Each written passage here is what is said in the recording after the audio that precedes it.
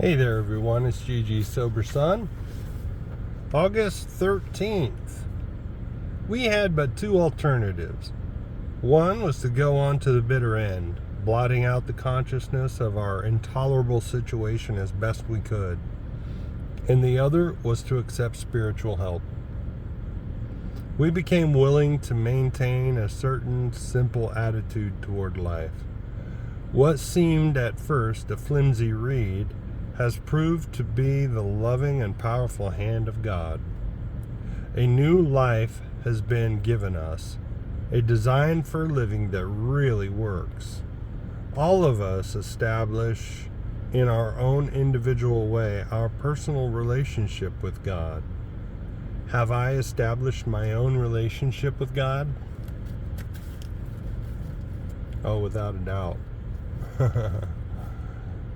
God does for me not just, I've heard people say in the rooms, God is actually, it's in the literature, God is doing for us what we could not do for ourselves, right?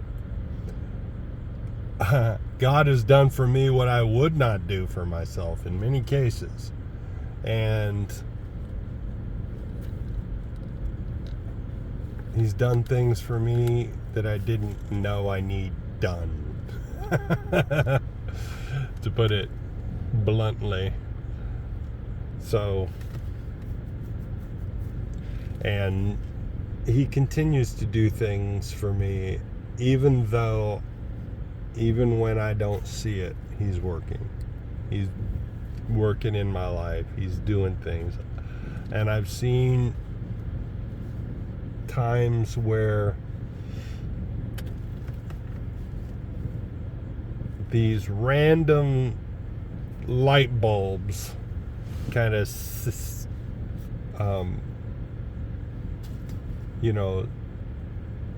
appear in my life, and then all at once He shows me how all these little random lights build this beautiful light bright. If you remember the old light brights, like on like on Elf, the movie Elf, when he puts all these light brights together to say Merry Christmas, and it's kind of like that's how God works in my life. It's like I don't always see it, and I'm grateful for the reminder, because I've hit a dry patch lately where I don't feel His presence. I know He's working in my life, and to be reminded that, hey, all these little random things that seem, it's weird. You could see that everything, there's a connection to everything, and that makes you feel a little crazy, right? You're like, oh, that was a sign from God, or, oh, look, there goes a squirrel bouncing across the parking lot, what does that mean? It's sometimes you see God's fingerprints all over everything, and then there's times when it's just like a desert. You don't see any connection. You don't see, and you hear people talking about God working in their life and things like that. And yeah, so, but like I said, God, when I was in the Air Force, after around a decade of being in the Air Force, I was refueling aircraft and working in different jobs within that career field, but and God started talking to me in my dreams and stuff like that. And at that point, a random dream about working at a drug rehab is just a random dream, but I saw it, that I wonder if that's a sign from God, right? So I go into the retraining office, and incidentally, they had put out a notice. Like, I came to work one day and there was a letter from Headquarters Air Force that said, hey, we have too many people refueling aircraft, too many of your rank refueling aircraft. We need some people to volunteer to retrain or get out, basically. And I think I had just re-enlisted, so it wasn't a question of getting out. But I thought, I looked at the list and I didn't see any jobs that really interested me. So I just thought it would blow over. But then, like I said, I had that dream and I thought, ooh, let me go check that out. So I looked into it, and they did have drug and alcohol rehab technician or something like that. But you already had to been in a medical field. And at that point, I had been sober about, I want to say, let's see, that was 94. So that was about 3 years. 2 or 3 years, yeah. Maybe 4 years. And then so I thought, oh well, I guess it's not for me. But then I heard somebody say, because they, when you retrain, you can retake your it's called the Armed Services Vocational Aptitude Battery, which is basically a test that you take to see what areas you have a natural ability doing. Like, my highest was mechanical, my next highest was electrical. And I thought, okay, well, I've always been a little disappointed in my scores. Anyway, this guy at work said, oh, I got to retake my ASVAB, and that's the word they call it, ASVAB, which is the acronym, Armed Services Vocational Aptitude Battery. I retook my ASVAB, and I really jacked my scores up. I really got a lot better scores, and I thought, ooh, hey, if nothing else, I'll just retake the ASVAB to better my scores, and I'll use this thing where they need people to retrain as a reason to go and take it, right? So I had no real intention to go ahead and retrain at that point. But at one point, and I'd had some humbling experiences as well within the career field that I won't go into, but some personality conflicts with supervisors and things like that, and I really felt as though refueling aircraft was more of a technical career field, and I felt like I was leaning more towards the interpersonal, like personnel or human resources or whatever, along those lines. At any rate, I went and took it, and I really got better scores, and so many things started to happen. And one Sunday, at the church I was attending at that time, they started a sermon series called Kingdom Careers, and the first thing the pastor said was, there is a job out there that you can feel as though and know that you're contributing to the kingdom. And that got my attention. But by the end of the message, by the end of the service, the church service, God showed me in an instant how all these little coincidences that had happened over the past year or so were all indicators. And in that one instance, I knew exactly what I needed to do. I think that was before I took the ASVAB, retook the ASVAB. And then I took some other exams and looking at other career fields. And then in the end, I applied for education and training management. And that office for that base where I was stationed was right next door to the retraining office.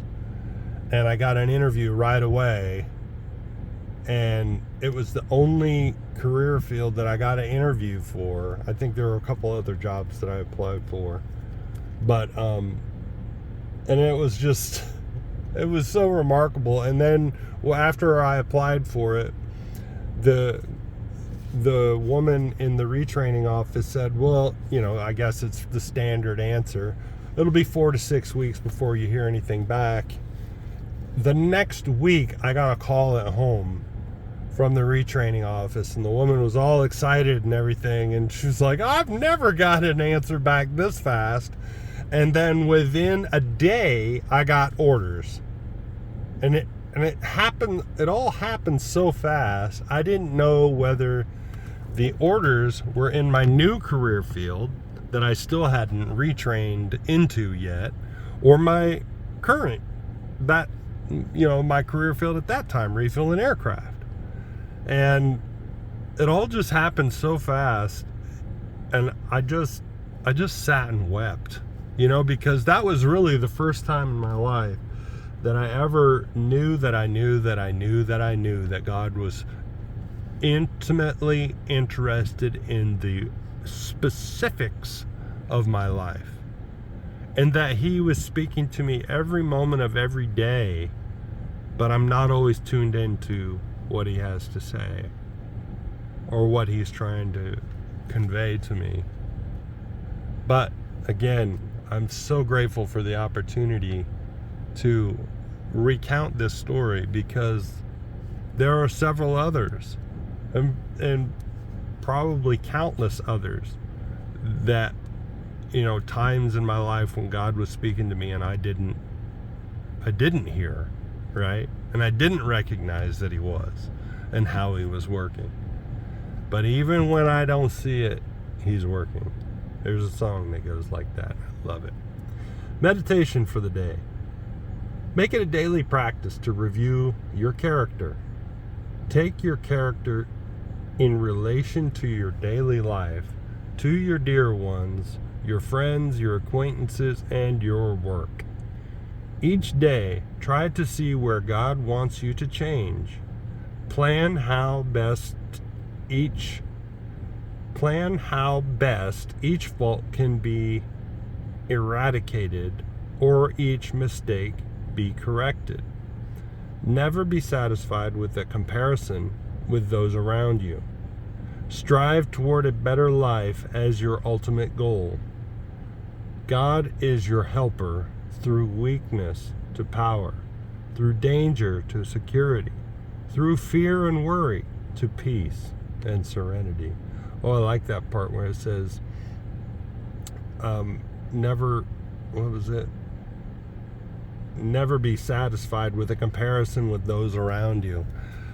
Satisfied, I don't even know if that's the way to go. There's a psychologist, a famous psychologist, Dr. Peterson, who talks about don't compare yourself to others, compare yourself to who you were yesterday, and just try to be better than that guy or gal. And because when I compare myself to others, I can easily slip into envy, or I'm not as bad as that guy. Now, when I was drinking, I used to do that all the time.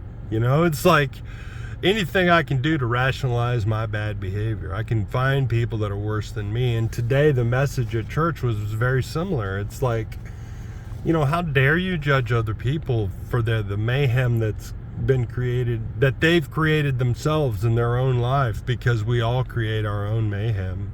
We all make decisions, as the big book says, based on self, that later placed us in a position to be hurt. And that's where I've been really getting this message, and it may not even be relevant to this, but lately, that I had to push through the discomfort. I had to push through resist the devil and he will flee. Resist the disease of alcoholism, and the cravings will flee, will leave you. Keep on keeping on. Press forward. Keep moving. Look up. Aim up. and rise up. Prayer for the day. I pray that I may make real progress toward a better life. I pray that I may never be satisfied with my present state. And that is where, my progress in recovery depends on my usefulness to others. And I often have to remind myself that in God's hands, the dark past is the greatest possession I have. With that, I can avert death and misery for others. And that gives me a sense of purpose in my life. A sense of purpose for those things that have happened, even the things that I've done to myself, even the mayhem that I've created in my own life. So it's best that I don't pretend like I know what's best for me or for anybody else, and just trust in God a day at a time, and keep coming back and keep putting myself in a position to be of service to others. And I'm saying this as much for myself as I am to anybody else, because I get discouraged, man. I was I get discouraged on a daily basis, and I experience depression on the regular.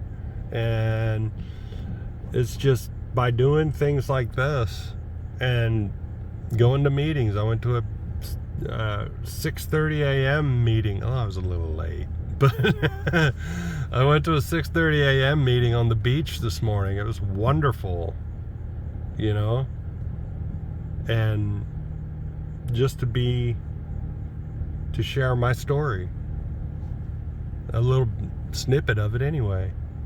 So I'll keep coming back. I hope you do too.